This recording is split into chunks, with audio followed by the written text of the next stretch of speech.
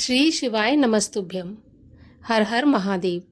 स्वागत है आप सभी का हमारे चैनल पर। आज के इस वीडियो में हम आपको सुनाएंगे सावन महीने के सोमवार की व्रत की कथा। सोमवार का व्रत भगवान शिव को अत्यंत प्रिय व्रत है। जो भी भक्त सोमवार का व्रत करते हैं उनकी सभी मनोकामनाएं भगवान शिव और माता पार्वती की कृपा से बहुत ही जल्दी पूर्ण होती हैं। वैसे तो सोमवार का व्रत हमेशा ही फलदायी रहता है, परंतु सावन महीने के सोमवार के व्रत का अपना अलग ही महत्व है। इसमें अनंत गुना फल की प्राप्ति होती है, क्योंकि सावन का महीना भगवान शिव को अत्यंत ही प्रिय महीना है। और इस महीने में अगर हम भगवान शिव की पूजा अर्चना करते हैं, व्रत करते हैं, कथाएं सुनते हैं, तो निश्चित रूप से जो भी हमारी मनोकामनाएं हैं वो पूर्ण होती हैं एवं जीवन से सभी प्रकार के कष्ट मिट जाते हैं। तो आइए आज हम भगवान शिव का ध्यान करते हुए और भोलेनाथ को प्रसन्न करने के लिए सुनते हैं सोमवार के व्रत की कथा।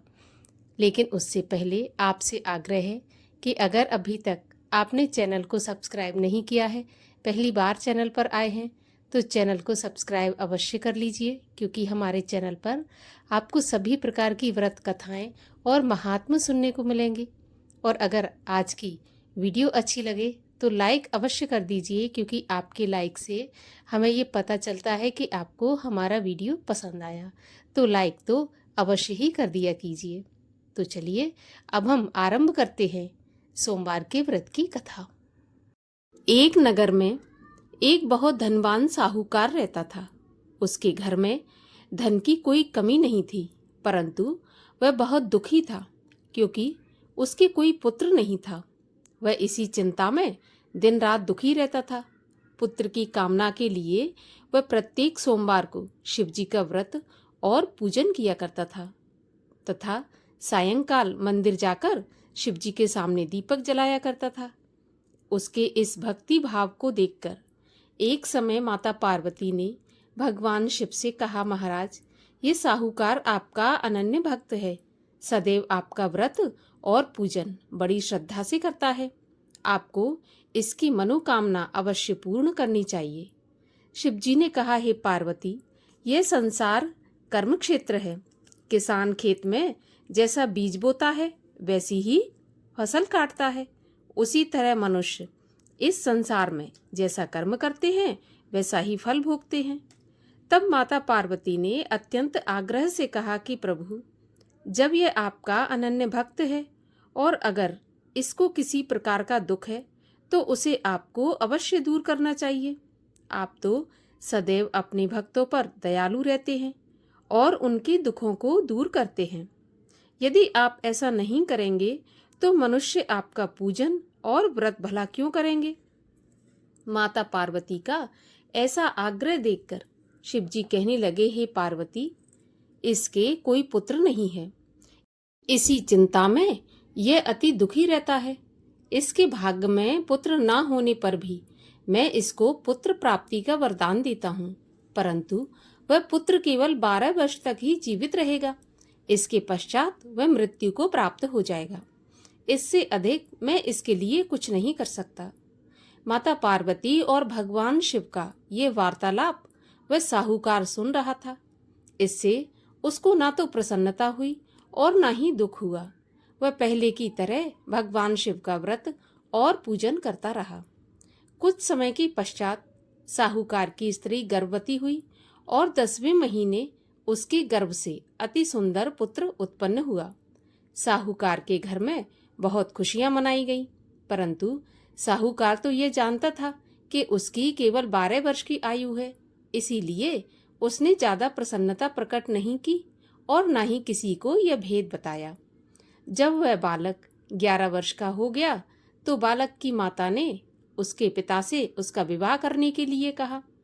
तब साहूकार ने कहा कि मैं अभी इसका विवाह नहीं करूंगा, मैं अपने पुत्र को काशी पढ़ने के लिए भेजूंगा।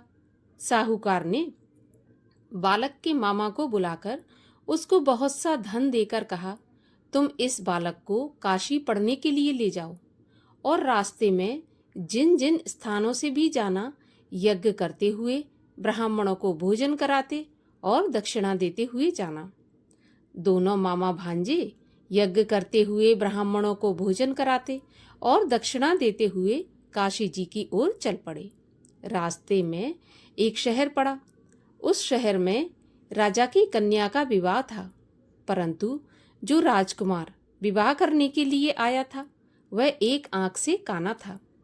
उसके पिता राजा को इस बात की बड़ी चिंता थी कि कहीं राजकुमार को देखकर राजकुमारी के माता पिता या राजकुमारी विवाह में किसी प्रकार की अड़चन पैदा न कर दें। जब उसने सेठ के अति सुंदर लड़के को देखा तो मन में विचार किया कि क्यों न द्वाराचार के समय इस लड़के से दूल्हे का काम चला लिया जाए। ऐसा मन में विचार कर उस राजकुमार के पिता ने उस लड़के और उसके मामा से बात की तो वे राजी हो गए। फिर उस साहूकार के लड़के को दूल्हे के कपड़े पहनाकर तथा घोड़ी पर बैठाकर कन्या के द्वार पर ले गए। सभी कार्य प्रसन्नता से पूर्ण हो गए। राजकुमार के पिता ने सोचा कि यदि विवाह का कार्य भी इसी लड़के से करा लिया जाए तो इसमें क्या बुराई है। ऐसा सोचकर लड़के और उसके मामा से कहा कि यदि आप फेरों और कन्यादान के काम को भी पूरा करा दें तो आपकी बड़ी कृपा होगी। मैं इसके बदले आपको बहुत सारा धन दूंगा। दोनों ने इसे खुशी खुशी स्वीकार कर लिया। विवाह कार्य बहुत अच्छी तरह से संपन्न हो गया। सेठ का पुत्र जिस समय जाने लगा तो उसने राजकुमारी की चुंदरी के पल्ले पर लिख दिया कि तुम्हारा विवाह मेरे साथ हुआ है, परंतु जिस राजकुमार के साथ तुम्हें विदा किया जाएगा वह एक आंख से काना है और मैं काशी पढ़ने जा रहा हूँ। सेठ के लड़के के जाने के बाद राजकुमारी ने जब चुंदरी पर ऐसा लिखा देखा तो उसने काने राजकुमार के साथ जाने से मना कर दिया। उसने अपने माता पिता को सारी बात बता दी और कहा कि यह मेरा पति नहीं है, मेरा विवाह इसके साथ नहीं हुआ। जिसके साथ मेरा विवाह हुआ है वह तो काशी पढ़ने गया है। राजकुमारी के माता पिता ने अपनी कन्या को विदा नहीं किया और बारात वापस चली गई। उधर सेठ का लड़का और उसका मामा काशी पहुंच गए। वहां जाकर उन्होंने यज्ञ करना और लड़के ने पढ़ना शुरू कर दिया। जब लड़के की आयु 12 साल की हो गई, उस दिन उन्होंने यज्ञ रच रखा था। लड़के ने अपने मामा से कहा, मामा जी, आज मेरी तबीयत कुछ ठीक नहीं है। मामा ने कहा, अंदर जाकर सो जाओ। लड़का अंदर जाकर सो गया और थोड़ी देर में उसके प्राण निकल गए। जब उसके मामा ने आकर देखा कि उसका भांजा मरा पड़ा है तो उसको बड़ा दुख हुआ। उसने सोचा कि अगर मैं अभी से रोना पीटना मचा दूंगा तो यज्ञ का कार्य अधूरा रह जाएगा। अतः उसने जल्दी से यज्ञ का कार्य समाप्त करवाकर ब्राह्मणों के जाने के बाद रोना पीटना शुरू कर दिया। संयोगवश उसी समय शिव पार्वती उधर से जा रहे थे। जब उन्होंने जोर जोर से रोने की आवाज सुनी तो माता पार्वती जी कहने लगी, महाराज, कोई दुखिया रो रहा है, इसके कष्ट को दूर कीजिए। जब शिव पार्वती वहां पहुंचे तो उन्होंने पाया कि वहां पर एक लड़का मरा पड़ा था। माता पार्वती कहने लगी, प्रभु, यह तो वही सेठ का लड़का है जो आपके वरदान से उत्पन्न हुआ था। तब शिवजी ने कहा, पार्वती, इसकी आयु इतनी ही थी और वह भोग चुका। तब पार्वती जी कहने लगी, हे प्रभु, इस बालक को कुछ आयु और दे दो, नहीं तो इसके माता पिता तड़प तड़प कर मर जाएंगे। माता पार्वती के बार बार आग्रह करने पर शिवजी ने उसको जीवन का वरदान दे दिया। शिवजी की कृपा से वह लड़का जीवित हो गया। शिवजी और पार्वती कैलाश पर्वत पर चले गए। शिक्षा पूरी होने पर वह लड़का और उसका मामा उसी प्रकार यज्ञ करते, ब्राह्मणों को भोजन कराते तथा दक्षिणा देते अपने घर की ओर चल पड़े। रास्ते में उसी शहर में आए जहां उस लड़के का वहां की राजकुमारी के साथ विवाह हुआ था। वहां आकर उन्होंने यज्ञ आरंभ कर दिया। उस लड़के के ससुर, जो कि वहां के राजा थे, उन्होंने उसको पहचान लिया और महल में ले जाकर उसकी बहुत आवभगत की। फिर बहुत से दास दासियों सहित आदरपूर्वक अपनी राजकुमारी और जवाई राजा को विदा कर दिया। जब वे अपने शहर के निकट आए तो मामा ने कहा कि मैं पहले तुम्हारे घर जाकर तुम्हारे माता पिता को खबर करके आता हूँ। जब उस लड़के का मामा घर पहुंचा तो उसने देखा कि लड़के के माता पिता घर की छत पर बैठे थे।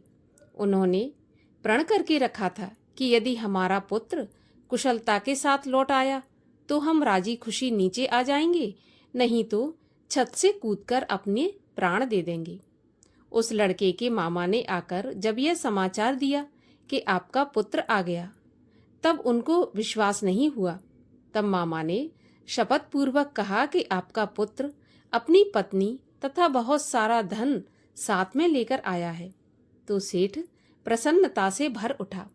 सेठ सेठानी आनंद पूर्वक नीचे आए। बाहर आकर उन्होंने अपने पुत्र तथा उसकी पत्नी का भरपूर स्वागत किया। सभी प्रसन्नता के साथ रहने लगे। जो कोई सोमवार के व्रत को धारण करता है अथवा इस कथा को पढ़ता या सुनता है, उसके सभी दुख दूर होकर उसकी समस्त मनोकामनाएं पूरी होती हैं तथा इस लोक में नाना प्रकार के सुख भोग कर अंत में सदाशिव के लोक को प्राप्त होता है। बोलिए भगवान शिव शंकर महादेव की जय। भगवान शिव की आरती। ओम जय शिव ओमकारा, स्वामी हर शिव ओमकारा। ब्रह्मा विष्णु सदा शिव, अर्धांगी धारा। ओम जय शिव ओमकारा। एकानन चतुरानन, पंचानन राजे। हंसासन गरुणासन, वृषवाहन साजे। ओम जय शिव ओमकारा। दो भुज चार चतुर्भुज, 10 भुज ते सोहे। तीनों रूप निरखता, त्रिभुवन जन मोहे। ओम जय शिव ओमकारा। अक्षमाला वनमाला, मुंडमाला धारी। चंदन मृग मद सोहे, भोले शुभकारी। ओम जय शिव ओमकारा। श्वेतांबर पीतांबर, बाघांबर अंगे। सनकादिक ब्रह्मादिक, भूतादिक संगे। ओम जय शिव ओमकारा। करके मध्य कमंडल, चक्र त्रिशूल धरता। सुख करता दुख हरता, जग पालन करता। ओम जय शिव ओमकारा। ब्रह्मा विष्णु सदा शिव, जानत अविवेका। प्रणवाक्षर के मध्य, ये तीनों एका।